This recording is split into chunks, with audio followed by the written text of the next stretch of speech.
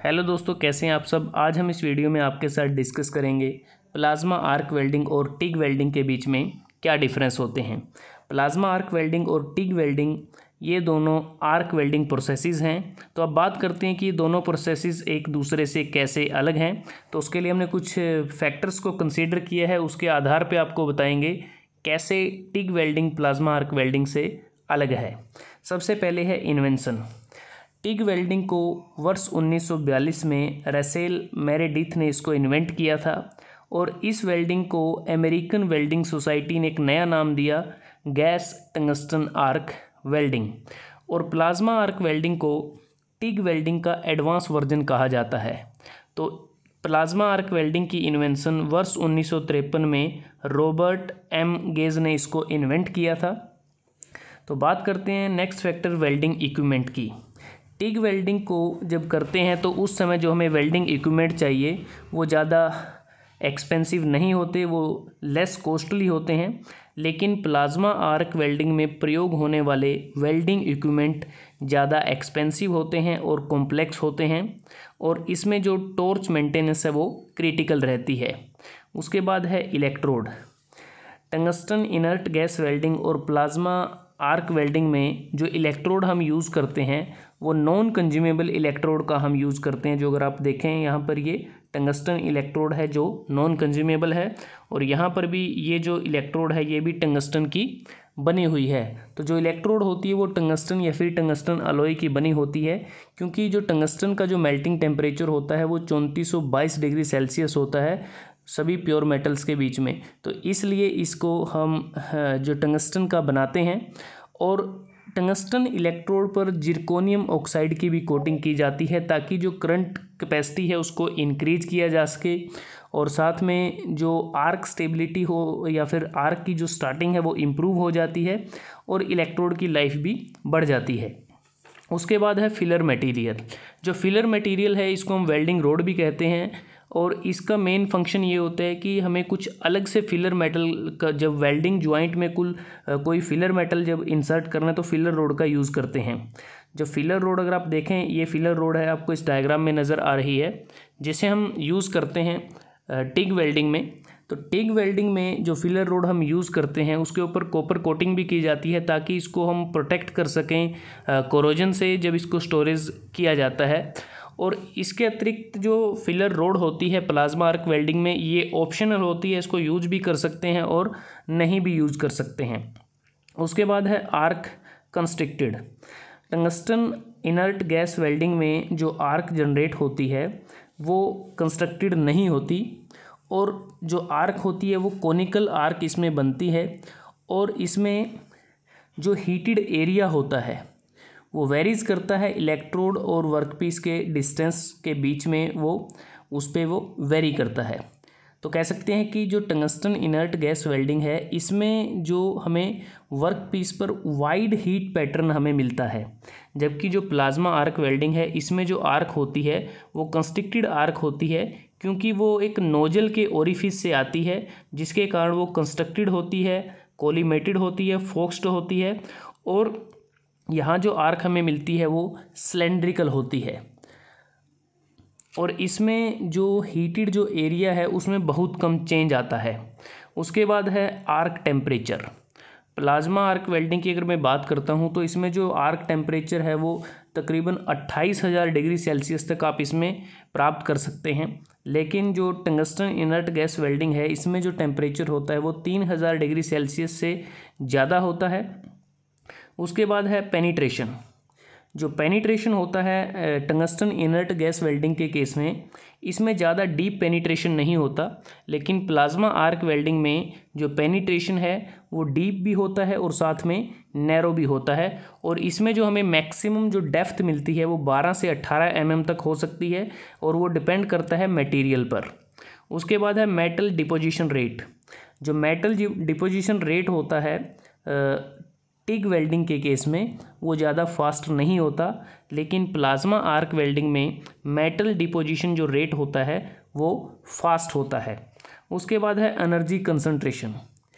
TIG welding में जो energy concentration है वो कम होती है, जबकि प्लाज्मा आर्क वेल्डिंग में एनर्जी कंसंट्रेशन ज़्यादा होती है।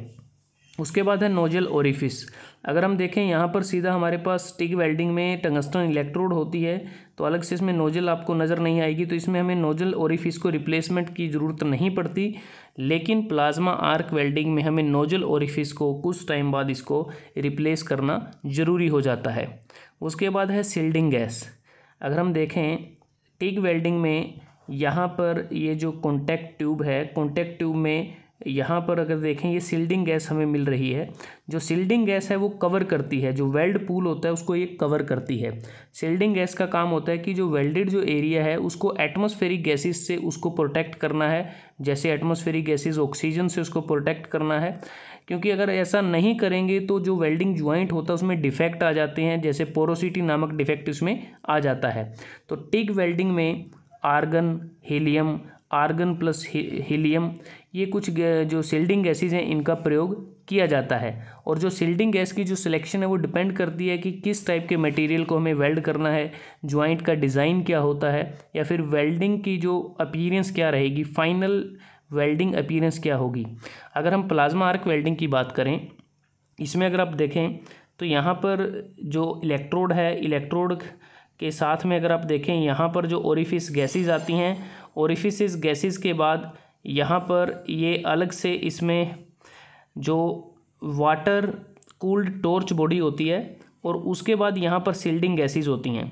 तो ये जो डॉटेड लाइन आपको नज़र आ रही हैं सील्डेड गैसेज की हैं।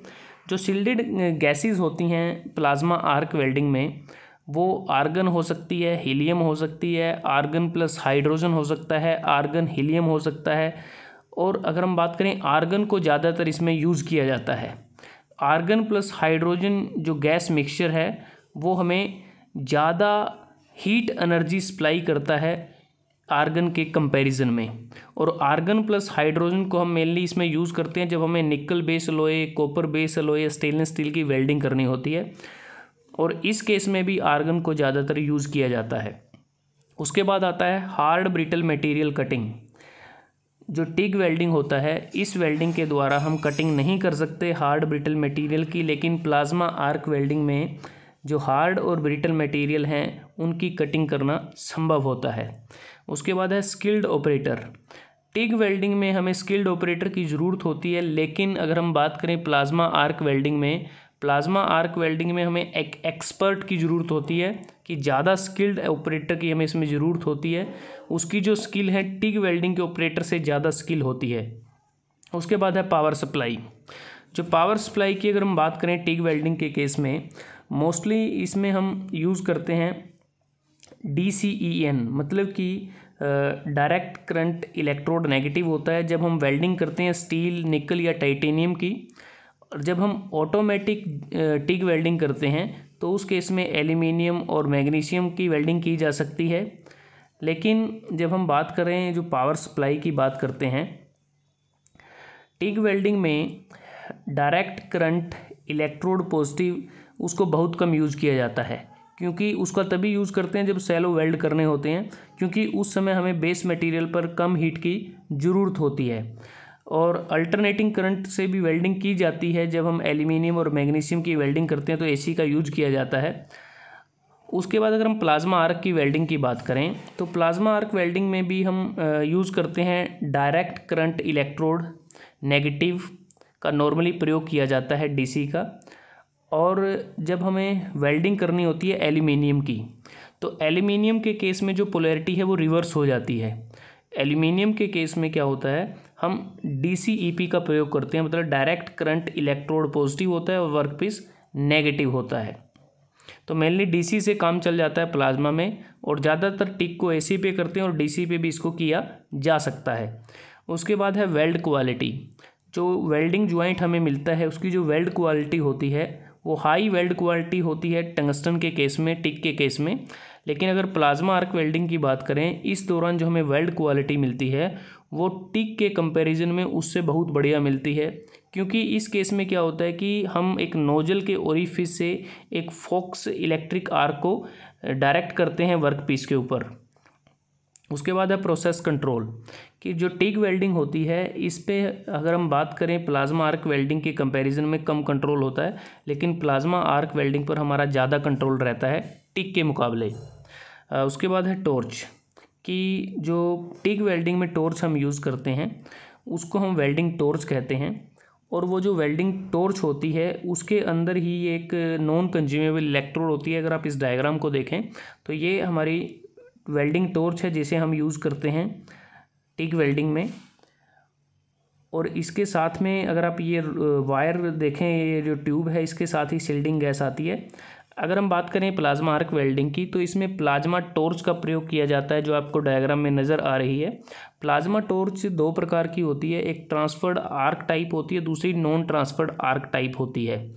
उसके बाद जो ये टॉर्च हम यूज़ करते हैं ये वाटर कूल्ड होती हैं, क्योंकि इससे कि जो नोजल और इलेक्ट्रोड की लाइफ को इंक्रीज किया जा सकता है। उसी प्रकार जो वेल्डिंग टॉर्च होती हैं टिग के केस में वो भी एयर और वाटर कूल्ड होती हैं। उसके बाद आता है मटेरियल, कि किस मटेरियल के लिए हम इसको वेल्ड कर सकते हैं। जो टिग वेल्डिंग होती है, टिग वेल्डिंग को जो थिन सेक्शन होते हैं स्टेनलेस स्टील की, ज़्यादातर नॉन फेरस मेटल जैसे एल्यूमिनियम, मैग्नीशियम, कॉपर अलॉयज़, निकल, टाइटेनियम, इनके लिए इसका प्रयोग करते हैं। और इसके अतिरिक्त जैसे हमने बात की एल्यूमिनियम और मैग्नीशियम की जो वेल्डिंग करते हैं तो अल्टरनेटिंग करंट का यूज़ करते हैं, लेकिन डीसी का भी इसमें यूज किया जा सकता है। और जो प्लाज्मा आर्क वेल्डिंग होती है इसका हम प्रयोग करते हैं कि जो मेटल हम टिग से जोड़ सकते हैं वो वेल्ड हम प्लाज्मा आर्क वेल्डिंग से भी कर सकते हैं। लेकिन कुछ डिफ़िकल्ट वेल्ड इन मेटल होते हैं जैसे bronze, cast iron, lead, magnesium, तो उसको हम प्लाज्मा आर्क वेल्डिंग से कर सकते हैं। इसके अतिरिक्त जो प्लाज्मा आर्क वेल्डिंग है इससे हम प्लाज्मा कटिंग कर सकते हैं, अंडर वाटर कटिंग कर सकते हैं, प्लाज्मा स्प्रे कोटिंग कर सकते हैं, और इवन हीटिंग भी की जाती है।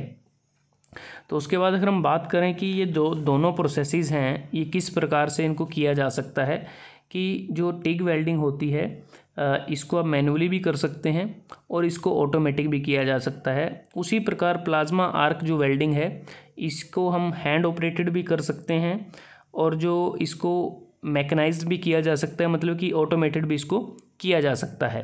तो दोस्तों आज हमने इस वीडियो में आपके साथ डिस्कस किया कि प्लाज्मा आर्क वेल्डिंग और टिग वेल्डिंग के बीच में क्या क्या डिफरेंस हैं। अगर वीडियो आपको अच्छा लगा आप इसको लाइक कर सकते हैं, शेयर कर सकते हैं अपने दोस्तों के साथ, स्टूडेंट्स के साथ, और चैनल्स को सब्सक्राइब करना ना भूलें। जल्दी हाजिर होते हैं एक नए वीडियो के साथ, तब तक के लिए धन्यवाद। आपका दिन शुभ रहे।